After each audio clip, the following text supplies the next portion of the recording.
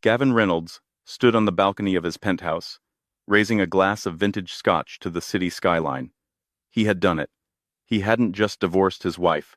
He had annihilated her. He kept the house, the cars, and the offshore accounts she never knew existed. To him, Sarah was just dead weight he had finally shed to make room for a younger, hungrier model. He thought he was the apex predator of Chicago. But Gavin forgot one crucial rule of warfare. Never humiliate an enemy until you know who backs them. He thought Sarah was a nobody. He was about to learn that her silence wasn't weakness. It was a countdown. The degradation didn't happen all at once. It was a slow, calculated erosion. Gavin Reynolds, a man who had clawed his way up from a mid-level sales associate to the senior vice president of Vanguard Logistics, viewed people as assets or liabilities. After 7 years of marriage, his wife, Sarah, had firmly moved into the liability column. Sarah was quiet. She was kind.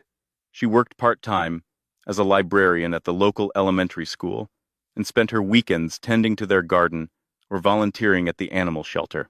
To Gavin, she was painfully, excruciatingly average. As his star rose in the Chicago corporate world, he began to resent her modesty. He wanted a wife who looked like a trophy and networked like a shark. Sarah just wanted to read books and cook dinner. The end began on a Tuesday night at Le Monde, one of the most exclusive restaurants in the city. Gavin had told Sarah to dress up, and she had worn her favorite blue dress, a simple, off-the-rack piece she'd had for years.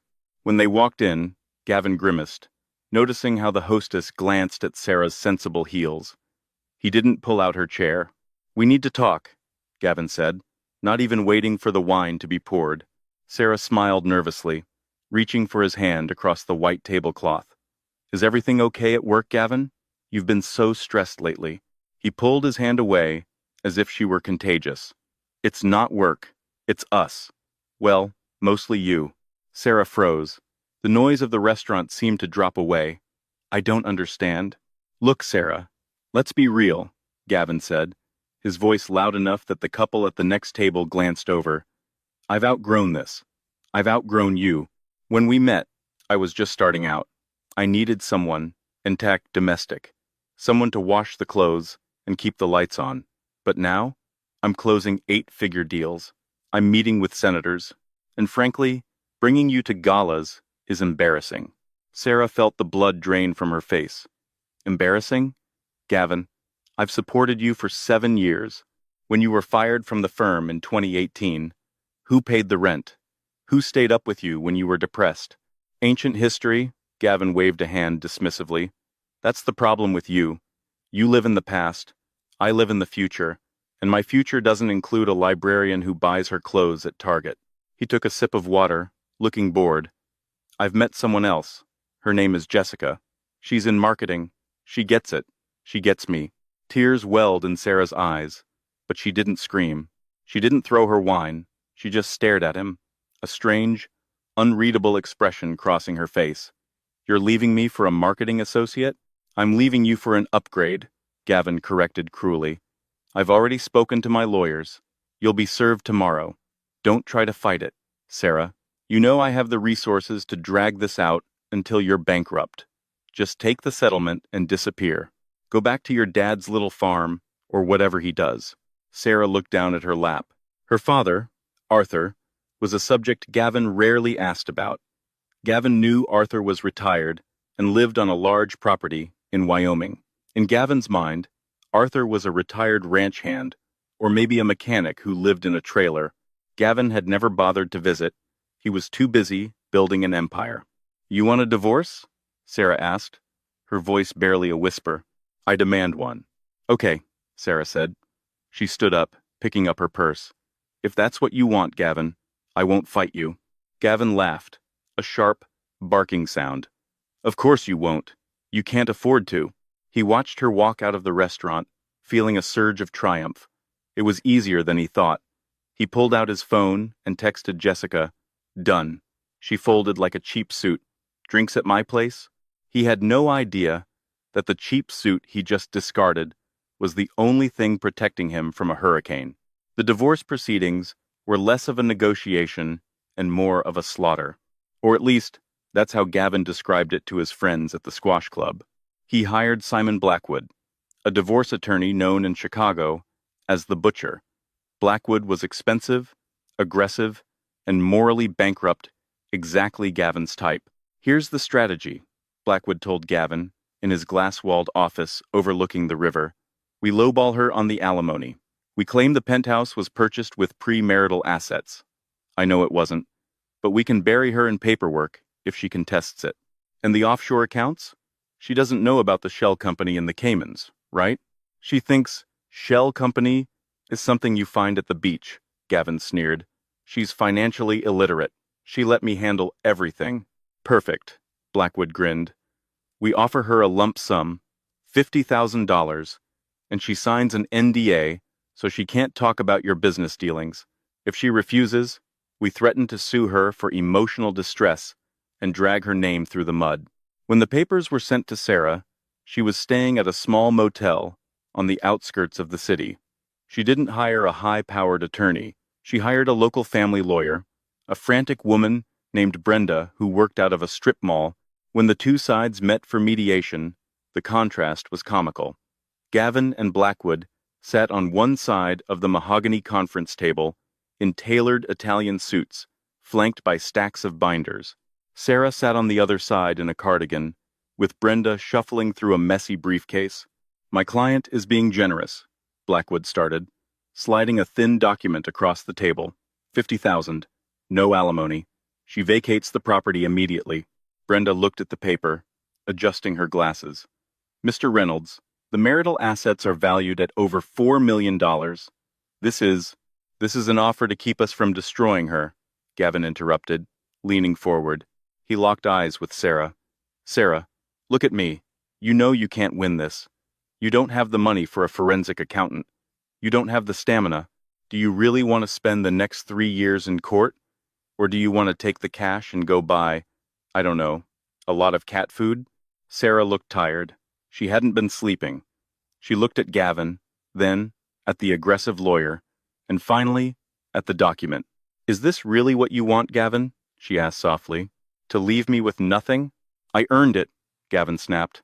You just existed near it. Sarah took a deep breath. She picked up the pen. Sarah, don't sign that, Brenda whispered urgently. We can fight for more. It's okay, Brenda, Sarah said, her voice steady. I just want it to be over. I want him to be free. She signed her name, Sarah Reynolds. Gavin snatched the paper away before the ink was dry. Smart girl. Now, please change your last name back to Sterling. I don't want you dragging my brand down. I will, Sarah said. She stood up. Goodbye, Gavin. I hope everything you've built is worth what you paid for it. It's worth every penny, he smirked. As Sarah left the office, Gavin high-fived his lawyer. That was pathetic. I almost feel bad for her. Almost. 2 weeks later, the divorce was finalized. Gavin wasted no time. He moved Jessica into the penthouse the very next day. They threw a massive freedom party to celebrate. The penthouse was packed with Chicago's elite bankers, tech entrepreneurs, and models. Champagne flowed like water. Jessica was wearing a diamond necklace that Gavin had bought with money he'd hidden from the settlement. Gavin stood on a table, holding a microphone, his face flushed with alcohol and arrogance. Listen up, everyone, he shouted over the thumping bass of the music. They say marriage is grand, but divorce? Divorce is 100 grand. The crowd roared with laughter. To Sarah, Gavin toasted mockingly. The best mistake I ever made. Thanks for the freedom, honey, and thanks for being too stupid to check the Cayman accounts. The room erupted in cheers. Jessica kissed him passionately, the crowd applauding the new power couple. Gavin felt like a god. He had won. He had beaten the system. He had discarded the dead weight and kept all the gold.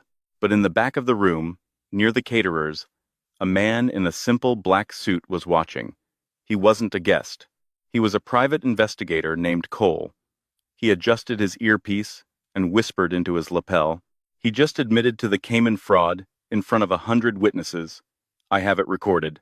On the other end of the line, sitting in a leather armchair in a dark library in Wyoming, Arthur Sterling took a sip of tea. Good, Arthur said, his voice like grinding gravel. Let him have his fun tonight, Cole. Let him feel untouchable. Tomorrow, we start turning off the lights. Arthur hung up the phone and looked at a photo on his desk. It was of him and Sarah. He wasn't just a retired rancher. Arthur Sterling was the majority shareholder of Sterling Holloway Global, the private equity firm that had just quietly acquired the controlling stake of the bank that held all of Gavin's loans. Gavin bragged about winning the battle. He didn't know the war had just been authorized. For 3 months following the divorce, Gavin Reynolds lived in a state of euphoric delusion. He was the king of Chicago, or at least, that was the reflection staring back at him from the mirrored walls of his expanded corner office. With Sarah gone, he felt unanchored in the best possible way, to no one to question his late nights, no one to ask about the morality of his business decisions, and no one to remind him of his humble beginnings. His company, Vanguard Logistics, was seemingly thriving. He had just secured a tentative agreement for a massive contract with Nebula Tech, a Silicon Valley giant looking to move their distribution hubs to the Midwest. This deal would push Vanguard's valuation into the stratosphere. Gavin had already spent the commission in his head, a summer home in the Hamptons and a new Porsche for Jessica. Jessica, however, was proving to be a more expensive accessory than he had anticipated. Gavin, this apartment is nice, Jessica said one evening, looking around the penthouse that Sarah had once decorated with warm, earthy tones, now redecorated in cold chrome and black leather, but it's a bit dated. My friend Courtney just moved into the Spire. They have a private elevator for cars. We should look into that. Gavin swirled his whiskey, fighting a flicker of annoyance. This penthouse is worth $4 million, Jess. Let's not get ahead of ourselves. Once the Nebula deal signs next month, we can buy the whole damn building if we want. You promised we'd go to Street Bart's next week, she pouted, checking her reflection in her phone. I already posted about it. And we will, Gavin assured her, forcing a smile. I just need to move some funds around. Liquidating the marital assets took a bit longer than expected. That was a lie. The assets were liquid. The problem was that Gavin was bleeding cash. Between the settlement legal fees, Blackwood didn't come cheap, the redecorating, Jessica's shopping sprees at the Magnificent Mile, and the bribes consulting fees, he called them to secure the Nebula contract. His cash flow was tight, but Gavin wasn't worried. He was a master of the shell game. As long as the music kept playing, he could keep moving the debt from one credit line to another. Hundreds of miles away, the atmosphere was drastically different. Sarah sat on the porch of a sprawling ranch house in Jackson Hole, Wyoming. The air smelled of pine needles and coming snow. This wasn't just a farm, it was the Double S Ranch, a 20,000-acre estate that had been in the Sterling family for 4 generations. Her father, Arthur Sterling, sat beside her in a rocking chair. He was wearing worn denim and flannel, looking every bit the retired rancher Gavin assumed he was. But on the table between them lay a tablet displaying global market trends and a dossier stamped with the logo of Sterling Mercer Capital. You look different, Sarah, Arthur said gently. You look like you can breathe again. Sarah took a sip of lemonade. I feel stupid, Dad. For 7 years, I played small. I clipped coupons. I drove that beat-up Honda. I wanted him to love me for me, not for the Sterling money. I wanted to prove that we could build a life together from scratch. And you did build a life, Arthur said, his voice hardening. You built his life. You used your trust fund dividends to pay off his student loans anonymously. You paid the down payment on the penthouse through that Shell LLC so his ego wouldn't be bruised. You made him, Sarah, and he threw me away like garbage, she whispered. He didn't just throw you away, Arthur corrected. He tried to break you, he mocked you, and then he committed a federal crime by hiding assets during a divorce proceeding. Arthur tapped the tablet. Cole sent the audio files. Gavin admitted to the Cayman accounts. We have him on fraud, Sarah. We could send him to prison tomorrow. Sarah looked out at the mountains. Prison is too easy. If he goes to jail, he'll play the victim. He'll write a book about how the system failed him. I don't want him to be a martyr. I want him to understand. Arthur raised an eyebrow. Understand what? That he didn't win, Sarah said, her eyes finally showing a spark of the steel that ran in the Sterling bloodline. I want him to realize that everything he has, his status, his company, his ego, was a gift I allowed him to keep. Until now. Arthur smiled, a terrifyingly cold expression for such a warm-looking man. He picked up his phone and dialed a number. Get me the acquisition team, Arthur said. Initiate Operation Glasshouse. And tell the team at the First National Bank of Chicago to call the loan. Back in Chicago, Gavin was in his office, yelling at his assistant, a young man named Peter. What do you mean the corporate card was declined? Gavin barked. I'm trying to book a flight to Street Bart's. I don't know, sir, Peter stammered, trembling. The bank said there's a freeze on the account pending a compliance review. Compliance review? Gavin laughed incredulously. I've been banking with them for 10 years. Get me the branch manager. Get me Henderson. Mr. Henderson isn't taking calls, sir. He said you need to come in personally tomorrow morning. Gavin slammed the phone down. Incompetent bureaucrats. He didn't know it yet, but the false summit was over. The descent had begun. The meeting at the First National Bank of Chicago was scheduled for 9 a.m. Gavin strolled in at 9:15, wearing a $3,000 suit and carrying a latte. He intended to project dominance. He intended to yell, threaten to move his accounts to Chase, and demand an apology. He was escorted not to the usual glass office of the branch manager, but to a windowless conference room in the basement levels. Sitting there was Mr. Henderson, a man Gavin had played golf with, and two other individuals he didn't recognize. They wore charcoal suits and had the dead-eyed look of corporate executioners. Bob! Gavin boomed, extending a hand. What is this nonsense? My girl couldn't buy a handbag yesterday.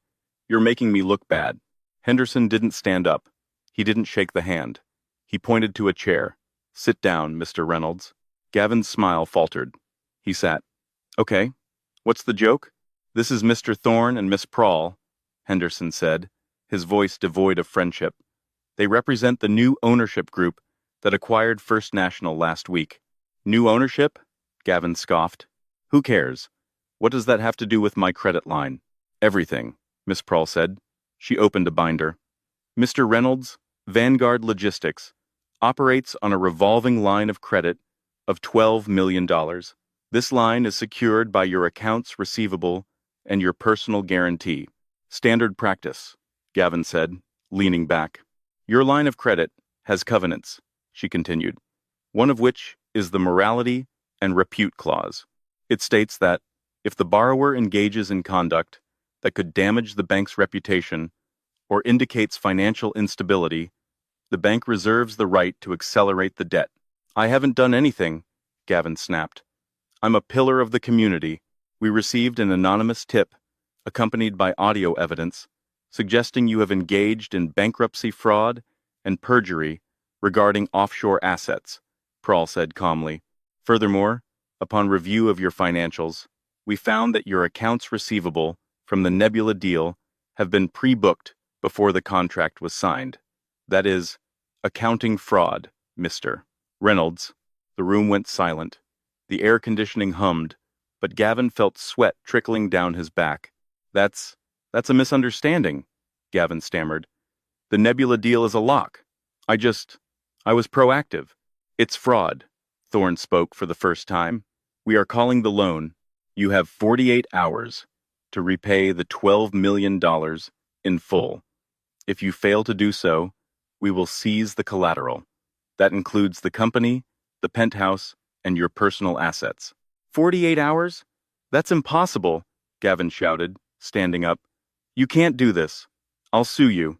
Read the contract, Gavin, Henderson said quietly, finally looking him in the eye. It's ironclad, and frankly, you're toxic. We're cutting you loose. Gavin stormed out of the bank, his heart hammering against his ribs like a trapped bird. He needed money. Fast. He called Simon Blackwood, his divorce lawyer. Simon, I'm in a jam, Gavin said, pacing on the sidewalk, ignoring the pedestrians bumping into him. The bank is calling the loan. I need to access the Cayman money. Now. Gavin, shut up, Blackwood hissed into the phone. Don't say that over an open line. I don't care. I need the 2 million. You can't touch it, Blackwood said, his voice shaking. I just got a call from the Bar Association. Someone filed a grievance against me. They have logs of our conversations, Gavin. They know I advised you to hide assets. I'm looking at disbarment. I can't help you. Don't call me again. The line went dead. Gavin stood on the street corner, feeling the world tilt. He dialed Jessica. Babe, listen, he started, trying to keep his voice steady. We need to return the bracelet. Just for a few days. Cash flow issue. Are you joking? Jessica's voice was shrill.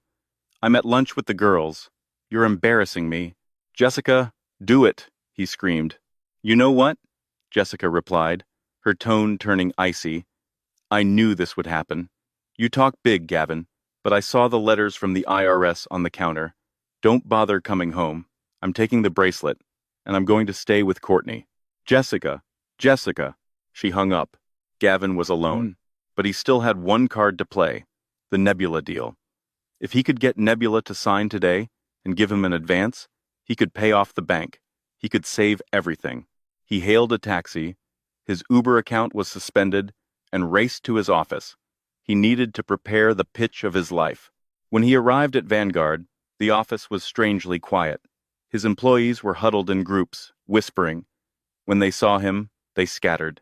Peter, Gavin shouted, get me the Nebula file, and get me the CEO of Nebula on the phone. Peter walked out of his office, holding a box of his personal belongings. I can't do that, Gavin, Peter said. Why the hell not? Because Nebula called an hour ago. They're pulling out. Gavin felt his knees give way. He grabbed the edge of a desk to steady himself. Why? Why would they pull out? They were acquired, Peter said, looking at Gavin with a mixture of pity and contempt. A private equity firm bought Nebula this morning in a hostile takeover. The new owners canceled all pending vendor contracts immediately to restructure. Who? Gavin whispered. Who bought them? Some group called Sterling Mercer, Peter said. Never heard of them. Anyway, I quit. My paycheck bounced this morning. Sterling Mercer. The name sounded vaguely familiar, sophisticated, and old money. Gavin didn't connect the dots. He couldn't. His brain was in survival mode. He sat in his leather chair in the empty office as the sun began to set. He was ruined. The bank would take the business tomorrow. The condo was leveraged.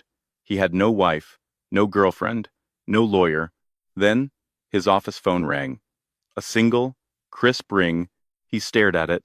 It rang again. He picked it up. Hello? He croaked. Mr. Reynolds. A smooth, British voice spoke. My name is Cole. I represent the chairman of Sterling Mercer Capital. Gavin's eyes widened. The people who bought Nebula? The very same. The chairman understands you are in a difficult position regarding your liquidity. He is an admirer of your tenacity. He would like to offer you a lifeline. I'll take it, Gavin said immediately, desperation clawing at his throat. Whatever it is, I'll take it. I can sell Vanguard to you. I just need a payout. I need to cover my debts. The chairman is willing to discuss a buyout, Cole said, but he prefers to do business face to face. There is a gala tonight at the Grand Hotel. The chairman will be there. He requests your presence. 8 p.m. Do not be late. I'll be there, Gavin said, tears of relief pricking his eyes. Thank you. Tell him thank you. Oh, he knows, Cole said enigmatically. He knows everything. Gavin Reynolds spent the last of his cash on a fresh shave and a shoe shine. He put on his tuxedo, the one he had worn to the Freedom Party. He looked in the mirror. He looked tired, yes, but he could still sell. He just needed to sell himself one last time. If he could get Sterling Mercer to buy Vanguard for even a fraction of its value, he could clear the bank debt and start over. Maybe in Florida. He arrived at the Grand Hotel at 7:55 p.m. The ballroom was spectacular. Crystal chandeliers the size of small cars hung from the ceiling. The room was filled with the true elite of the country senators, oil tycoons, tech billionaires. Gavin realized with a jolt that he was out of his depth. These weren't the Chicago social climbers he was used to. This was old money, the kind of money that whispered. He scanned the room, looking for anyone who looked like a chairman. Mr. Reynolds? Gavin turned. The man from the phone, Cole, stood there. He was tall, dressed in a tuxedo that cost more than Gavin's car. Right this way. The chairman is expecting you in the private VIP lounge. Gavin followed Cole through the crowd, his heart pounding. They reached a set of heavy oak doors, guarded by security. Cole nodded, and the doors opened. The room inside was quieter, smelling of cigars and aged brandy. A fire crackled in the hearth. A group of men stood by the window, but one man sat in a high-backed leather armchair, facing the fire, his back to Gavin. Sir, Cole said, Mr. Reynolds is here. Excellent, the man said. The voice was deep, gravelly. Pour him a drink, Cole. The 52 Macallan. Gavin took the glass, his hands trembling slightly. Mr. Chairman, I can't tell you how much I appreciate this opportunity. Vanguard is a solid asset. We just hit a temporary snag with the liquidity markets and— Sit down, Gavin, the man said. Gavin froze. The man hadn't turned around, but the tone was commanding. Gavin sat on the edge of the sofa. The chair slowly swiveled around. Gavin prepared his best winning smile. It died on his lips instantly. Sitting in the chair was not a Wall Street shark. It was an older man with weathered skin, calloused hands, resting on the armrests, and eyes that looked like blue ice. He was wearing a tuxedo, but he looked like he would be more comfortable strangling a wolf. Arthur? Gavin gasped. It was his ex-father-in-law, Sarah's dad. The man Gavin had assumed was a broke farmer. Hello, Gavin, Arthur Sterling said, calmly. I don't understand, Gavin stammered, looking around the room. Where is the chairman? I was told to meet the chairman of Sterling Mercer. You're looking at him? Arthur said. Sterling. Mercer. My mother's maiden name was Mercer. I founded the firm in 1982. We specialize in distress acquisitions. We buy broken things and fix them, or we scrap them. Gavin's brain was misfiring. You? But you live on a farm. Sarah drove a Honda. You're a nobody. Arthur chuckled, a dry, humorless sound. Wealth shouts, Gavin. Power whispers. I didn't feel the need to impress a mid-level logistics manager with a leased BMW. Does Sarah know? Gavin whispered. Does she know you're here? Turn around, Arthur said. Gavin turned. Standing in the shadows near the bookshelf was a woman. She stepped into the light. It was Sarah, but it wasn't the Sarah he knew. The Sarah he knew wore cardigans and flats. This woman was wearing a floor-length gown of emerald silk that hugged a figure he had never appreciated. She wore diamonds around her neck that were real heavy, flawless stones. Her hair was styled in intricate waves, but the biggest difference was her eyes. The meekness was gone. Hello, Gavin, she said. Her voice was cool, detached. Sarah, Gavin breathed. He stood up, instinctively reaching out. Sarah, you look incredible. Look, this is all a misunderstanding. I missed you. I made a mistake. Sarah didn't flinch. You didn't make a mistake, Gavin. You made a choice. You chose to humiliate me. You chose to steal from our marriage. You chose Jessica. Jessica meant nothing, Gavin pleaded, glancing between Arthur and Sarah. I was confused. The stress of the job. Look, Arthur, Mr. Sterling, if you own the bank, you can stop this. You can call off the loan. We're family. We were family, Arthur corrected, standing up. He was taller than Gavin, broader. Now, you are a liability on my balance sheet. I can fix it, Gavin cried. I'll work for you. I'll run Vanguard under your umbrella. Just don't ruin me. Run it? Arthur laughed. Gavin, you don't seem to understand. I didn't buy Nebula and the bank to hire you. I bought them to audit you. Arthur picked up a file from the side table and tossed it onto the coffee table. It landed with a heavy thud. That is a forensic accounting of your entire life, Arthur said. The shell companies and the Caymans, the tax evasion, the bribes paid to the previous Nebula procurement officer. It's all there. Gavin looked at the file, pale as a sheet. What do you want? I want you to sign Vanguard over to Sarah. Arthur said. Sen said, 100% of the equity. For $1. And if I don't, then I hand that file to the FBI, the IRS, and the SEC, Arthur said simply. You'll go to prison for 20 years, and while you're inside, I'll make sure you don't even have money for commissary. Gavin looked at Sarah. She was watching him with zero sympathy. Sarah, please, he begged. After everything we had? 7 years? 7 years of me supporting you, Sarah said. 7 years of me hiding who I was so you wouldn't feel small, and you repaid me by treating me like a servant. Sign the papers, Gavin. Gavin looked at the pen Arthur held out. His hand shook violently as he took it. He looked at the document, transfer of ownership. He signed. Good, Arthur said, snatching the paper back. Now, get out. Get out? Gavin blinked. But where do I go? I don't know, Arthur said, sitting back down and taking a sip of his scotch. I hear there's a motel on the outskirts of town. Very affordable. It's where Sarah stayed when you kicked her out. But I have no car, no money. Sarah stepped forward. She reached into her clutch and pulled out a single $20 bill.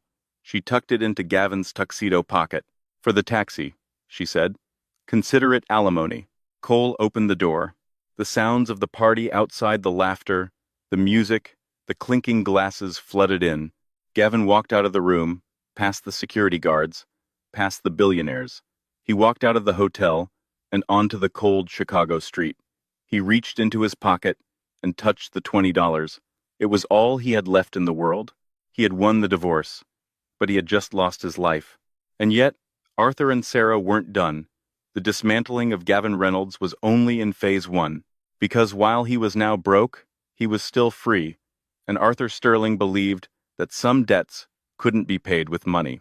The slide from the penthouse to the pavement is steep, but the landing is what breaks you. For 3 weeks, Gavin Reynolds lived in room 14 of the Blue Star Motel, a decaying establishment near the interstate where the neon sign buzzed incessantly through the night. The room smelled of stale tobacco and desperation. Sarah's $20 had bought him a taxi to the motel and a bottle of water. Since then, he had been surviving on pawned items, his watch, his cufflinks, even his phone. Gavin Reynolds, the man who once ordered $500 steaks without looking at the price, was now eating instant noodles made with lukewarm tap water. But the hunger in his stomach was nothing compared to the hunger for revenge rotting his soul. He refused to accept his reality. In his mind, this was a temporary glitch, a narrative arc. He was the hero in the second act, enduring the dark night of the soul before his triumphant return. He spent his days at the public library, the same library Sarah used to work at, using the free internet to search for jobs. It was humiliating. Every time he walked in, he expected the librarians to recognize him as the husband who had publicly shamed their colleague. They didn't, but the paranoia gnawed at him. He sent out resume after resume. Consultant, strategist, director. The responses were silence. Or worse, one afternoon, he managed to get a phone interview with a mid-sized logistics firm in Ohio. The interviewer, a man named Miller, sounded enthusiastic at first. Your resume is impressive, Mr. Reynolds. Vanguard's growth numbers were stellar. I built that company from the ground up, Gavin lied smoothly, sitting on the edge of his stained motel bed. I'm looking for a new challenge. Right, Miller said. Then the typing stopped. Wait, Reynolds. Gavin Reynolds? The one involved in the Sterling Mercer acquisition? I facilitated the sale. Yes, Gavin spun. I see. Miller's voice dropped 50 degrees. Mr. Reynolds, I'm going to be honest. We can't hire you. Why not?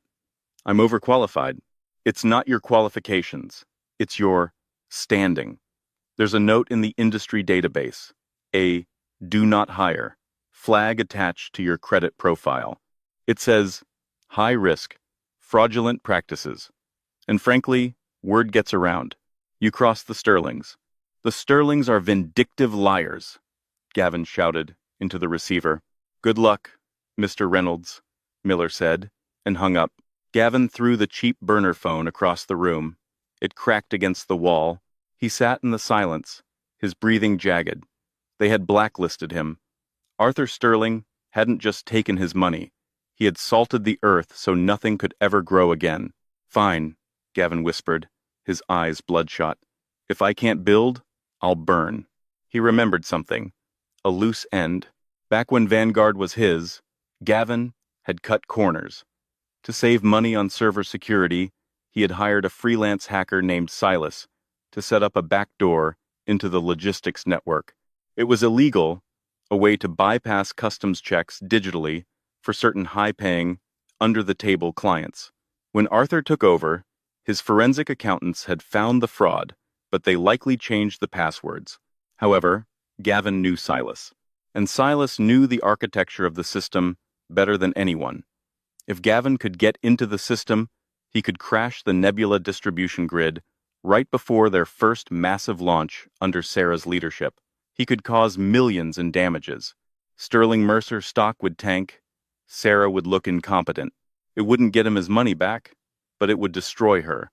And right now, mutual destruction felt like a victory. He pawned his wedding ring, the last thing he had left to pay Silas. They met in a diner on the south side at 2 a.m. Silas was a jittery man in a gray hoodie, nursing a black coffee. "You look like hell, Reynolds," Silas sneered. "Cut the commentary," Gavin snapped. "Can you do it? Get into Vanguard's mainframe? It's tough. They upgraded the firewalls.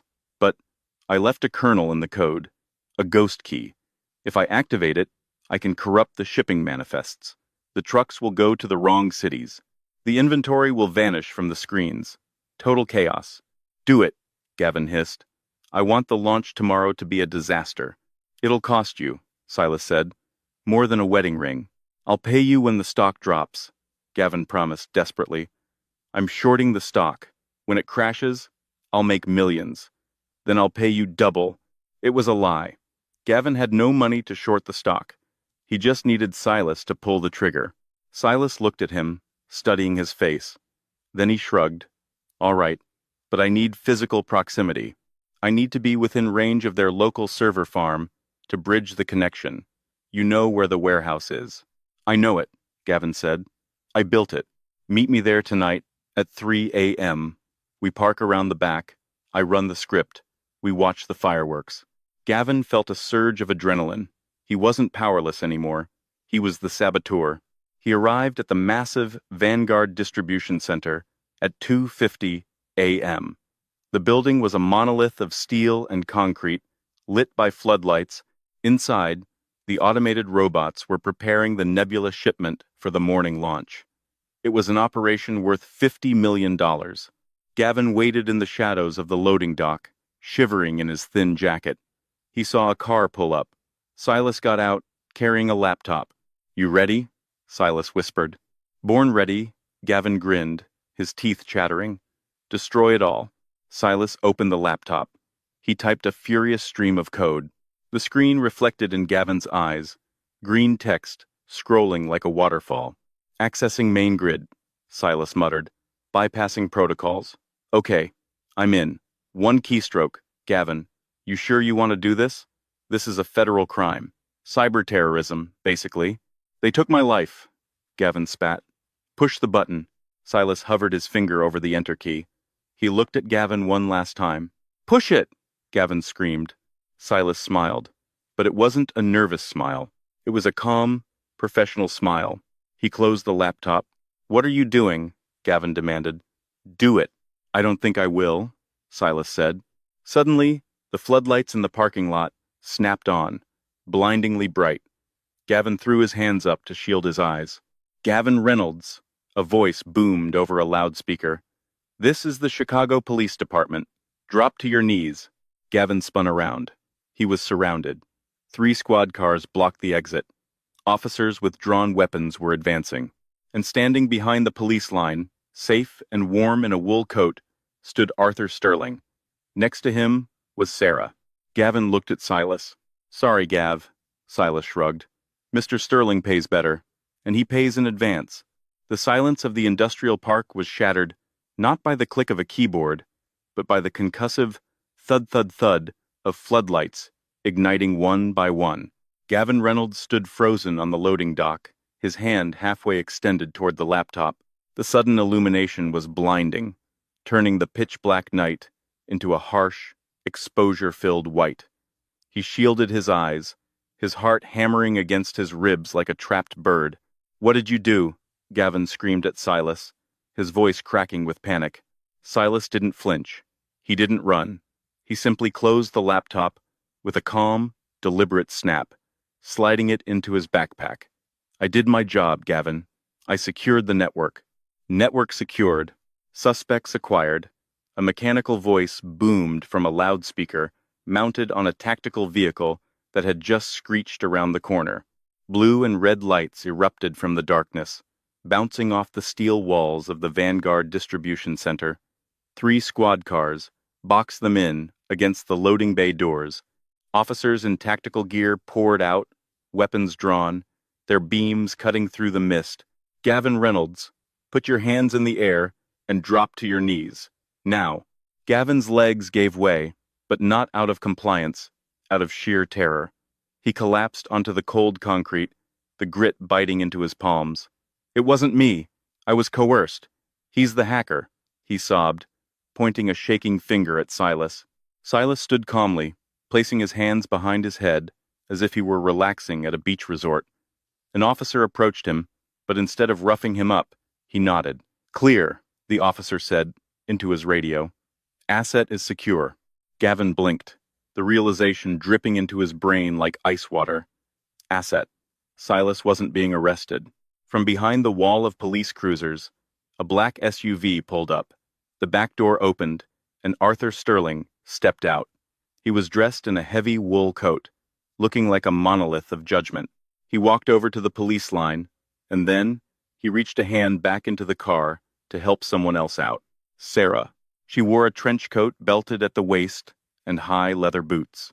She walked past the police, past Silas, and stopped 5 feet from where Gavin knelt in the dirt. She looked down at him. There was no triumph in her eyes, no gloating smirk. There was only a profound, crushing disappointment. "You really did it," she said, her voice barely audible over the idling engines of the police cars. "I told my father you wouldn't. I told him, Gavin is greedy, but he's not a criminal. He won't try to hurt innocent workers just to spite me. I bet him $1 you would walk away." She reached into her pocket, pulled out a crisp dollar bill, and handed it to Arthur. "I lost," she whispered. "Sarah." Gavin scrambled forward on his knees, only to be yanked back by a police officer. "Sarah, listen to me. I was desperate. I'm sick. I need help, not prison. Please, tell them to stop. We're family." Arthur stepped forward, his shadow engulfing Gavin. "You ceased to be family the moment you treated my daughter as a line item to be liquidated. You aren't being arrested for a family dispute, Mr. Reynolds. You are being arrested for conspiracy to commit corporate espionage, attempted computer fraud, and breaking and entering. And given the scale of the Nebula contract you tried to sabotage, this is a federal offense. Cuff him," the sergeant ordered. As the cold steel ratcheted shut around his wrists, Gavin looked at Silas one last time. "Why?" Gavin rasped. Silas smirked, lighting a cigarette as the cops led Gavin away. "I told you, Reynolds. You play checkers. The Sterlings play 4D chess. They've been monitoring your dark web searches for weeks. We were just waiting for you to show up." The interrogation. The holding cell at the precinct was a sensory deprivation tank of misery. It smelled of stale urine and industrial bleach. Gavin sat on a metal bench bolted to the floor, shivering.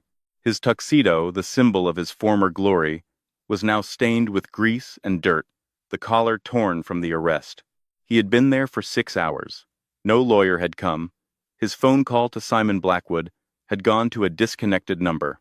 When the heavy steel door finally buzzed and swung open, Gavin shot up, expecting a public defender. It was Sarah again. She entered the small, windowless room and sat at the metal table. She placed a single manila folder in front of her. The guard remained outside, watching through the glass. "You can't be here," Gavin croaked. "It's against procedure." "I'm the victim," Sarah said calmly, "and the prosecution thought it might be therapeutic for both of us." Before you go away, Gavin sat slowly. Go away? Sarah? Come on. I'm a first-time offender. I'll get probation. Community service. Sarah opened the folder. Gavin, look at this. She slid a document across the table. It wasn't a legal brief. It was a bank transfer record from 7 years ago. What is this? That is the record of me paying off your student loans, she said. $38,000. I sold my grandmother's jewelry to do it. I told you I won a small lottery scratch-off because I didn't want to hurt your pride. She slid another paper. This is the down payment on the penthouse. You thought you saved enough from your bonuses. You didn't. I transferred 50 grand into your savings account incrementally over 2 years, disguised as interest adjustments. I did it so you would feel like the man of the house. Gavin stared at the papers, his mouth dry. Why are you showing me this? To show you that I never cared about the money, Sarah said, her voice trembling with a sudden, intense emotion. I had millions, Gavin. I could have bought Vanguard 10 times over, before we even got married. But I wanted us. I wanted to build something real. I made myself small so you could feel big. And how did you repay me? I loved you, Gavin stammered, falling back on his old charm, though it felt hollow now. No, Sarah cut him off sharply. You loved having a fan, and the moment you thought you were big enough, you discarded me like I was trash. You humiliated me in that restaurant. You laughed about it at your party. You tried to leave me with nothing. She leaned forward, her eyes locking onto his. I didn't destroy you, Gavin. I just stopped propping you up. And look at how fast you fell.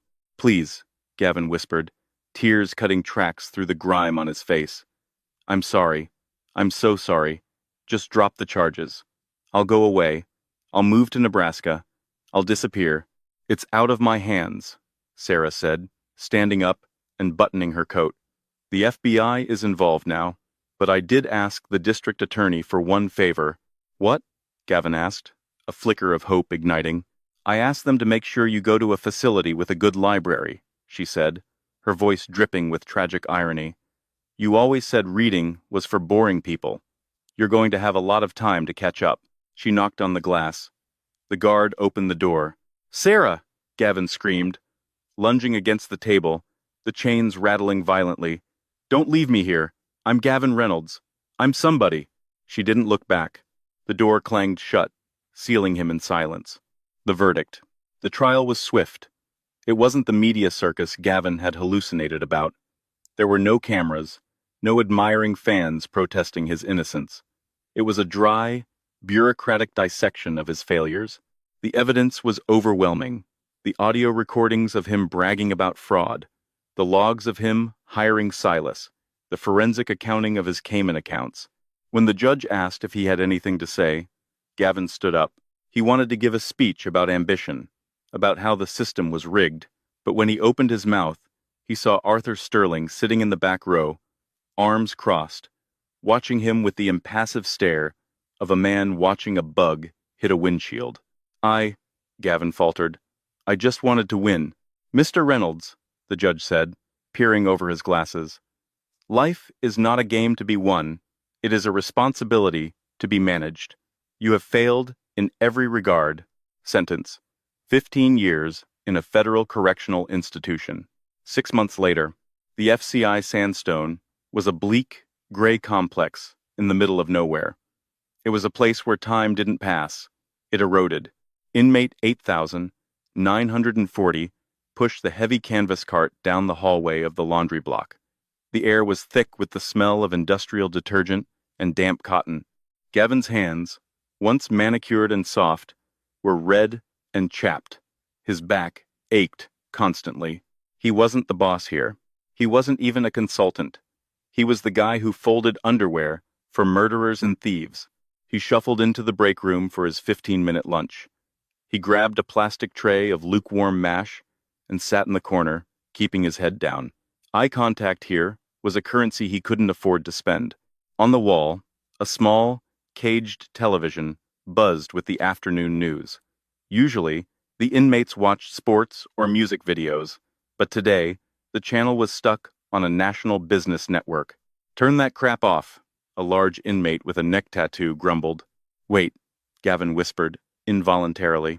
On the screen, a banner headline read, Sterling Mercer posts record profits. The camera cut to a live feed of a gala in Chicago, the same ballroom where Gavin's life had ended. But the atmosphere was different. It was warmer, less aggressive. At the podium stood Sarah. She looked breathtaking, not in a flashy, trophy wife way, but in a way that commanded absolute respect. She wore a tailored white suit that seemed to glow under the lights. We are redefining what success looks like, Sarah said, into the microphone, her voice confident and clear. Profit without purpose is just greed. Today, I am proud to announce that Vanguard is launching the Second Chance Initiative. We will be offering job training and employment to non-violent offenders who are looking to rebuild their lives after prison. The crowd erupted in applause. The camera panned to the side of the stage. Standing there was Arthur, looking proud. And next to Sarah was a man Gavin didn't recognize. He was tall, with kind eyes and a messy tie. He wasn't a shark. He was a high school principal, Sarah's new fiancé. He looked at her like she was the only person in the room. She looks happy, the inmate with the tattoo said, shoveling food into his mouth. That the broad, running the charity? Gavin stared at the screen. He saw the woman he had called dead weight, carrying the weight of an empire with grace. He saw the life he could have had if he hadn't been so obsessed with chasing something better. He realized then that he had never actually known his wife. He had only known the reflection of himself he projected onto her.